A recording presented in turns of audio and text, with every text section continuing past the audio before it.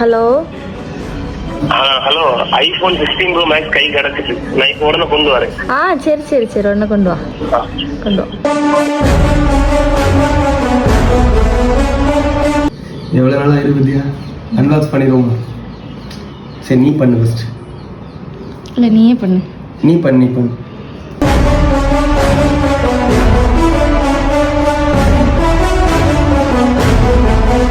நீ தானே ஆசைப்பட்டு எடுத்த.